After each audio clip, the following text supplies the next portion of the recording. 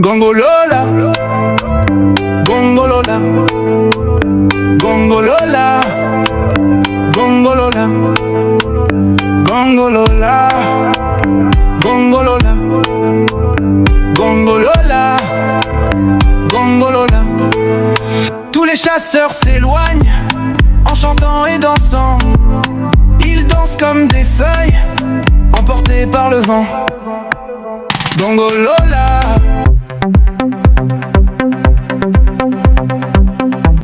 Quer dizer, vocês na técnica, vocês matam o que é anterior e cria, mas nós não. Um Picasso não mata um Dalí, não mata um Rembrandt, o belo convive sempre com o belo. Permitindo que todos tenham vez e voz. Acho que está faltando ou o que está imperando é a imposição de silêncios. E quando as pessoas não têm oportunidade de falar, quando as pessoas não têm voz, acaba por criar um saco de palavras, de mensagens que se vão acumulando. Como é na África a aceitação do erro, a aceitação da falha? É igual no Brasil, que errar é uma vergonha? A literatura tem isso.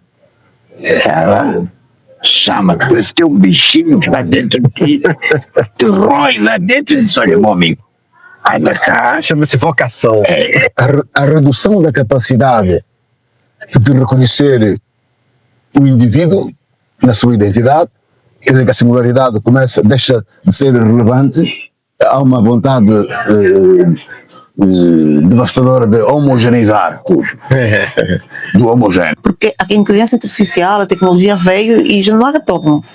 Não há retorno. Não tem volta. Então, os invisibilizados têm que fazer um esforço. Hão de continuar a fazer esse esforço para poderem chegar lá e poder colocar lá na plataforma a sua voz. O drama que espreita entre o valor que tem a dimensão comunitarista da vida dos humanos em África e o risco que a inteligência artificial introduz. Um sintoma de aniquilar, reduzir a zero o valor da dimensão comunitarista da existência. A África está no centro de algumas das discussões mais importantes do nosso tempo, mas raramente ouvimos reflexões da fonte. O Entre Zero e Um podcast trouxe de forma pioneira uma série de entrevistas com grandes intelectuais do continente. Na série África, Vozes que Atravessam o Atlântico, reunimos 3 vozes fundamentais do pensamento africano contemporâneo. O filósofo Luiz Kangimbo, o escritor reconhecido internacionalmente Ngulane e a vice-reitora de uma das mais importantes universidades de Angola, Fernanda Benedito. O propósito desse espaço é ensinar e também ser uma pílula para melhorar a resiliência e a saúde mental. Fazemos isso trazendo para o nosso Entre Zero e Um pessoas de trajetória de sucesso que estão dispostas a abrir o coração contando suas lições aprendidas. Tivemos um bate-papo com pessoas singulares, onde conhecemos ideias, experiências e perspectivas de quem vive e pensa a África de dentro e entender que esse continente tem muito a ensinar ao mundo. Discutimos temas como identidade cultural, uma literatura que conta a história de um continente, o papel das universidades africanas no futuro do conhecimento e, lógico, os desafios contemporâneos que impactam todos nós. Foram episódios com conversas profundas e provocadores, onde eles nos mostraram, entre outros pontos, o papel da África nesse mundo onde os índices de doenças mentais têm crescido de forma alarmante. Eu sou Mauro Carrusca e esse é o Entre Zero e Um podcast. Entre Zero e Um. Tecnologia, inovação, neurociência e comportamento. Onde a lógica tropeça e a mente viaja. Entre Zero e Um. Apresentação: Mauro Carrusca. Nesse episódio, tive a honra de conversar com o professor Ngulane, premiado escritor e best-seller reconhecido internacionalmente. Um escritor com obras que contam a história de um continente. Para vocês terem uma ideia, em 2002, seu romance Ulalap foi considerado um dos 100 melhores romances africanos do século XX. Foi um bate-papo leve e solto com alguém que vive e pensa a África de dentro. Conversamos sobre os desafios da literatura, da sua trajetória de sucesso e também dos erros e tropeços e como deu a volta por cima. Pois, como você já sabe, somos o podcast das lições aprendidas, onde discutimos a zona cinza da tecnologia, da ciência e da vida. Aqui falamos sobre limites, escolhas e consequências, sobre até onde vale ir e quando é hora de redefinir o que chamamos de sucesso e seu custo invisível. Aproveitem. Olá pessoal, tudo bem? Eu sou Mauro Carrusca, aqui é mais um episódio do Entre 0 e 1, aquele que você já conhece, que a gente fala da zona cinza da vida, da tecnologia, da ciência e da filosofia também. E eu tenho um grande prazer aqui em estar com o Ngulane. O Ngulane é de Moçambique, né? Sim, Moçambique. E ele está aqui participando do segundo Seminário Internacional da Língua Portuguesa, dos países africanos que falam a língua portuguesa. E ele nos honra de estar aqui com a gente aqui. Nós estamos no Ibis Hotel aqui em Belo Horizonte. E eu não tenho condições de falar do currículo desse escritor maravilhoso, né? Então agora é um Ngulane por Ngulane. Conta pra gente um pouquinho, pra nossa audiência, quem é você? Obrigado, eu agradeço o convite que me formulaste de estar aqui. Eu, obviamente que sou um escritor, né? E é nessa condição que estou aqui.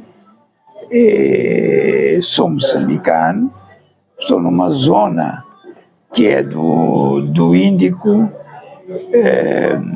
virado para o Oriente, e é nessa condição de escritor que por vezes somos convidados para essas coisas, porque pronto, temos sensações e maneira de ver da sociedade que nós retratamos que por outras provas, somos um espelho, né?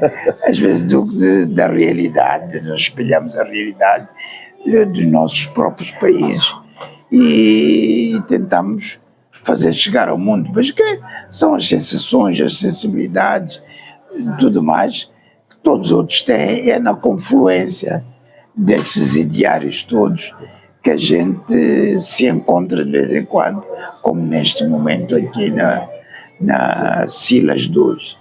E quantos livros hoje, quantas obras você já tem? Olha, eu neste momento acho que por volta de 12 livros por aí. 12 livros. E 12 livros, quer dizer, olha, é um autor famoso que sempre disse que no terceiro mundo escrever é um ato de loucura, né?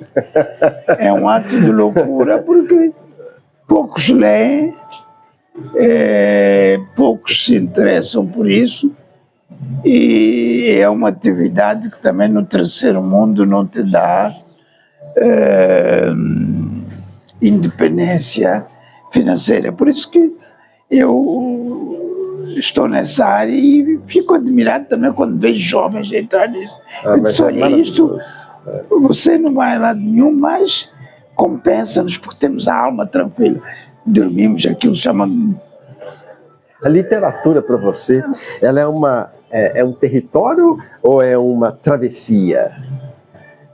Eu acho, veja, fazer uma pergunta desse. Eu acho que é uma travessia. É uma travessia. É uma travessia, gente, é uma travessia. E você conhece a literatura de vários países. O que a literatura africana nos ensina aqui no Brasil?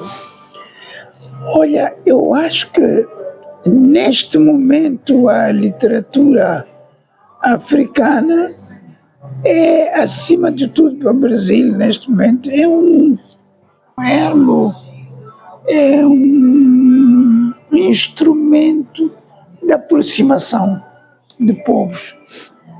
Eu recordo-me que quando publiquei o último livro que saiu aqui pela minha editora Capulana, eu falava dos sabores do meu país. E as pessoas aqui dizem, olha, fala-me lá daquele prato, porque há uma coisa interessante, sabe, que eu venho ao Brasil com muita frequência e há uma coisa que sempre ficou em mim. E eu perguntava aos brasileiros, mas eu lá, vocês fazem 1001 coisas com mandioca, 1001 pratos, mas vocês, em contrapartida, não aproveitam a folha da mandioca. E nós temos os melhores pratos.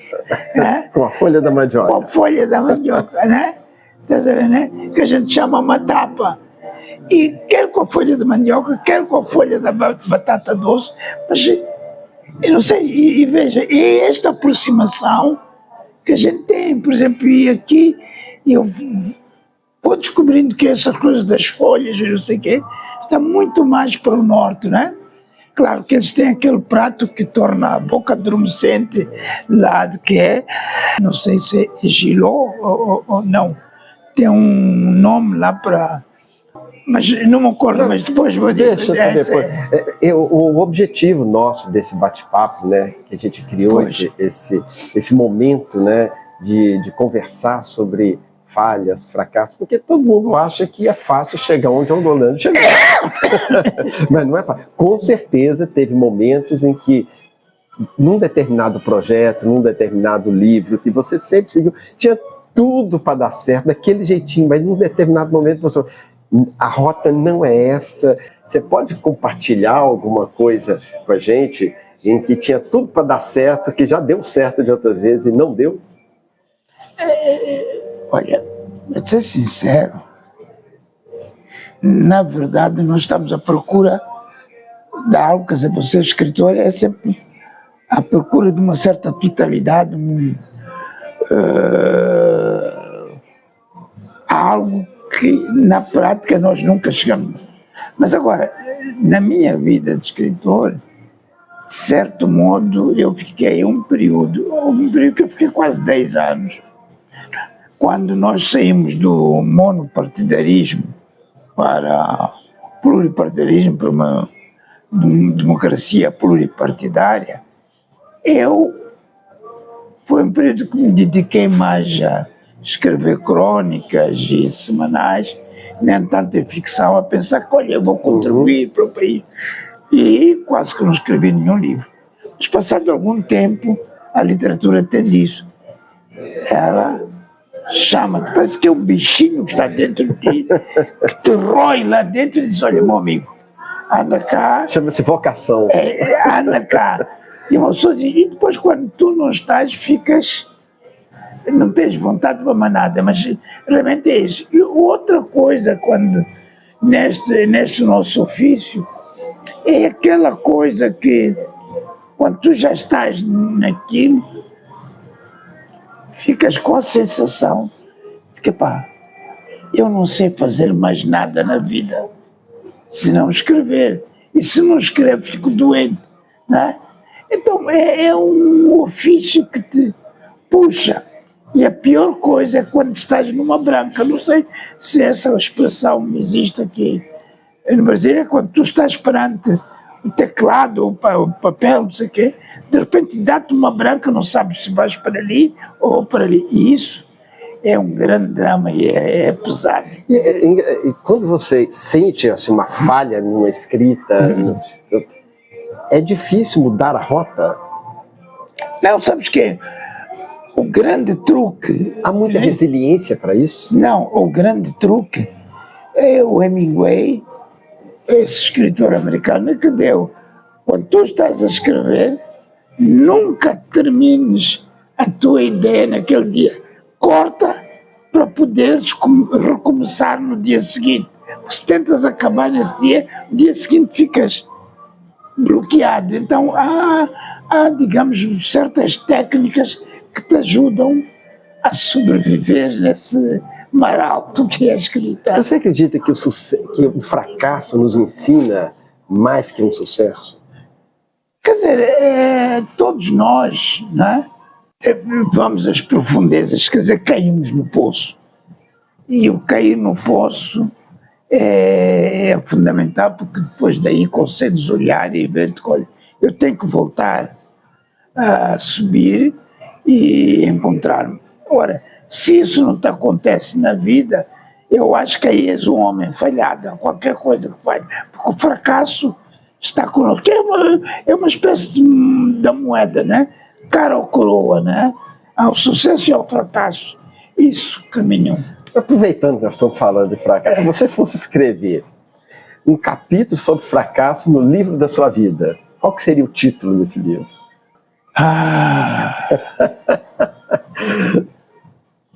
O que fiz? Será que aconteceu? Será que foi verdade? Muito bom. Muito bom. Tem uma coisa que às vezes eu que sou engenheiro eletrônico, sim, né? E às vezes a gente erra e fica repetindo, né? O que você acha que é mais perigoso? Errar tentando algo novo ou acertar repetindo fórmulas que você já conhece? Sabe? A grande diferença, sabe o quê? Isso não sou eu que só digo, mas é muito justo.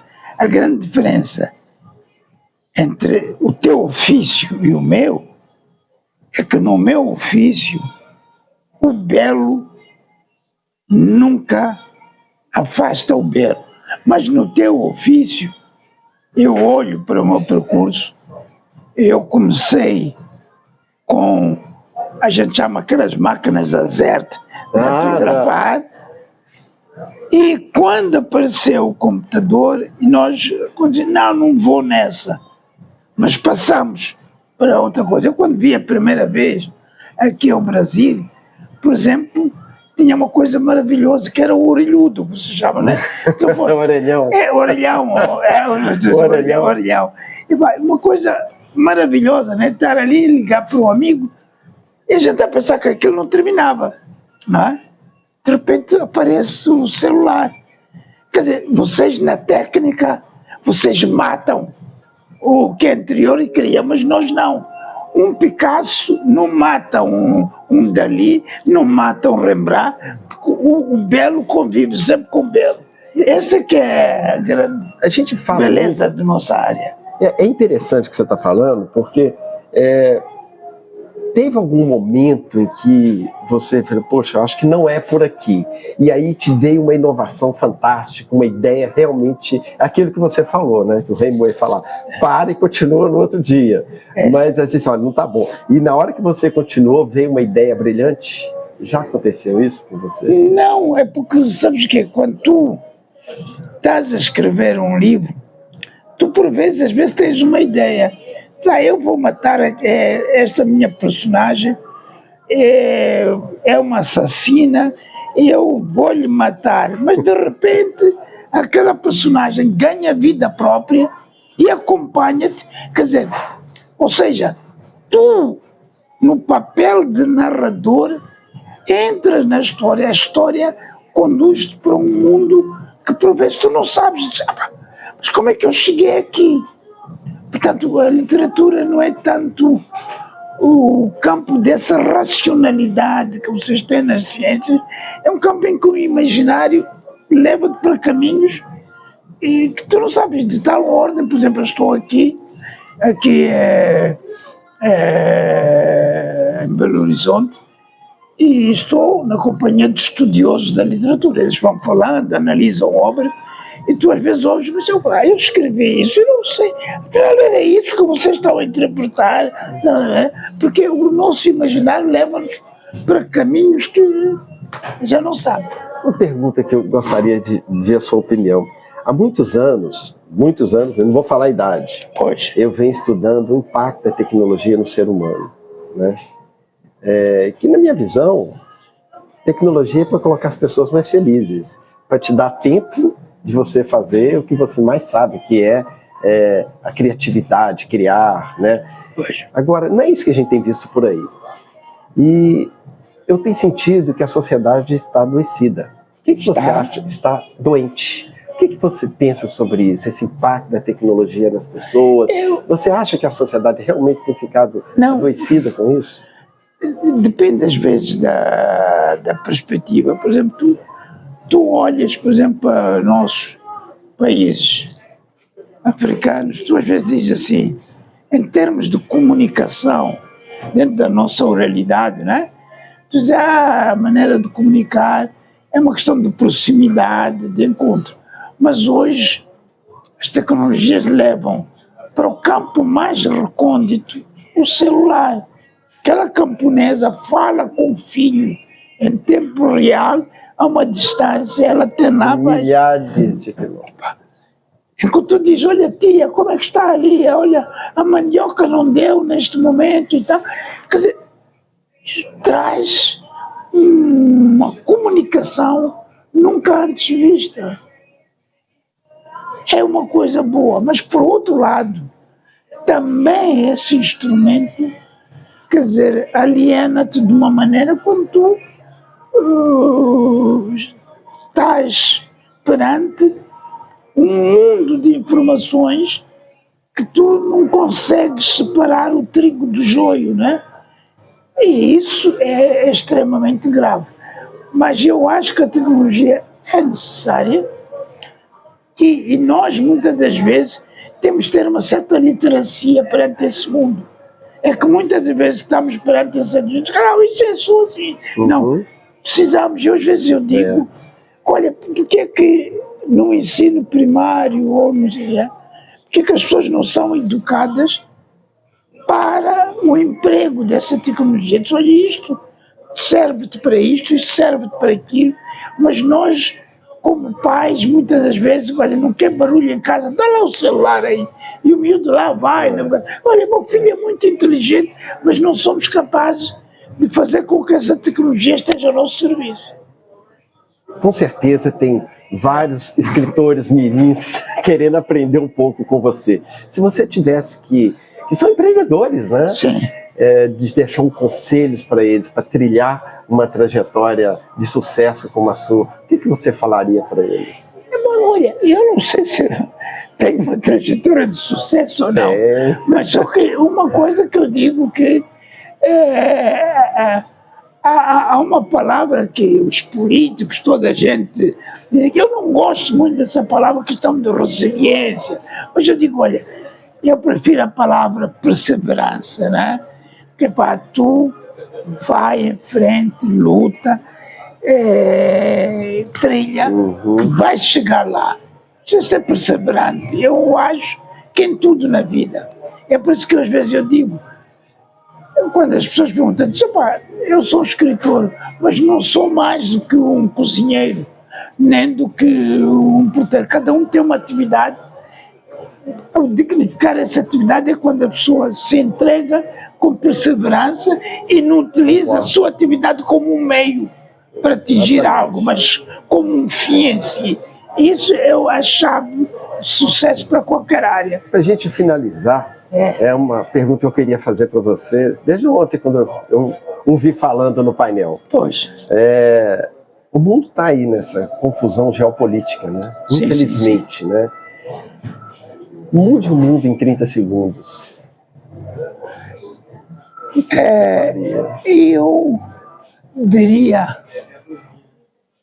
que haja paz, que haja maior compreensão do outro, não é? Acho que muitas das vezes compreender o outro, entender o outro é um caminho para isso. E isso faz com que o egoísmo não permaneça. Eu acho que é isso. Ungulani, muito obrigado. E eu queria saber mais uma coisinha, aproveitando aqui. Para ter esse físico, essa juventude toda, como que você se renova? Eu não sei, sabe o quê?